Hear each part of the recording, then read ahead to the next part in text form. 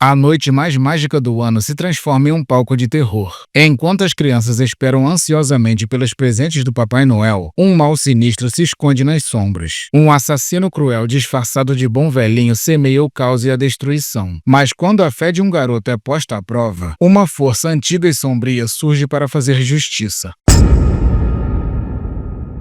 A história corresponde à revista em quadrinhos Contos de Terror Green Especial de Natal e foi publicada em 2016 pela editora Zenescope. Eu sou o Marcelo Vital e sejam bem-vindos a mais um vídeo do canal Planeta Vital. Tá gostando? Então se inscreva no canal se não for inscrito e vamos girar com a história.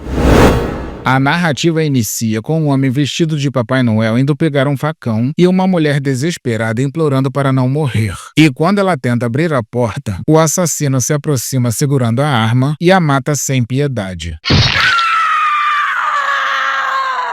Em seguida, ele sai do local deixando o corpo da vítima para trás. Depois vemos o sujeito com a roupa completa de Papai Noel recebendo as crianças, pois o assassino é um Papai Noel de shopping. Enquanto isso, próximo dali, vemos um garoto chamado Billy contando para sua irmã mais velha que está esperando a mãe deles para irem ver o Papai Noel no shopping. E quando a menina diz que o Papai Noel não existe, ele dá um tapa na mão dela, mandando retirar o que disse, e ela começa a provocá-lo, informando que a única lenda de Natal que é real é um monstro que devora crianças malvadas. E quando o menino diz que não está se assustando, ela continua dizendo que a criatura se chama Krampus e que se alguém mencionar esse nome 3 vezes ele vai aparecer e devorar todos que estiverem sendo maus. E quando o moleque começa a se apavorar com a história, a mãe deles aparece e ele corre para abraçá-la. Dessa forma, ela pede desculpas pela demora e diz que ainda dá tempo de ver o Papai Noel antes do shopping fechar. Com isso, voltamos para o shopping e vemos o Papai Noel pilantra recebendo uma criança. E quando ele percebe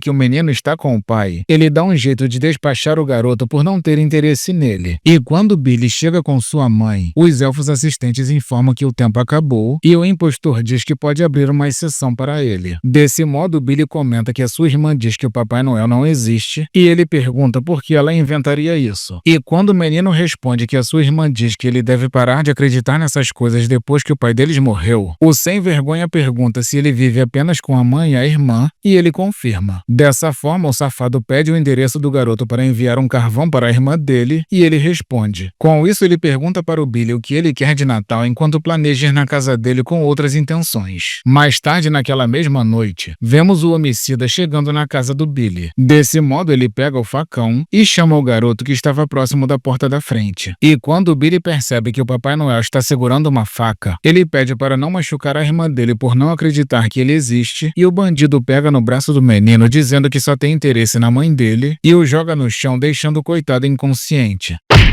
E quando ele chega no quarto da mulher, ele tapa a boca dela ameaçando matar os seus filhos se fizer barulho. Enquanto isso, Billy desperta chamando pela mãe e fica sem saber o que fazer. Com isso, ele lembra da irmã falando sobre a lenda de Krampus e diz o nome dele 3 vezes. Dessa forma, ele aparece diante do garoto perguntando onde ele deve ir e Billy apenas aponta para as escadas. Em seguida, voltamos para o quarto da mãe dele e a mulher começa a implorar ao assassino para não machucar os seus filhos. E quando ele a manda ficar em silêncio, Krampus aparece e a vítima fica ainda mais apavorada. E no instante em que o assassino, que nem havia percebido que o monstro estava lá, iria enfiar a faca nela, a criatura o impede. E quando o safado olha para trás, ele vê aquela criatura horrorosa e pede por Deus para não machucá-lo. Ao ouvir aquilo, Krampus diz que Deus não tem nada a ver com isso e que ele está ali por vingança. Em seguida, ele corta a mão que segurava o facão e vai embora carregando o criminoso.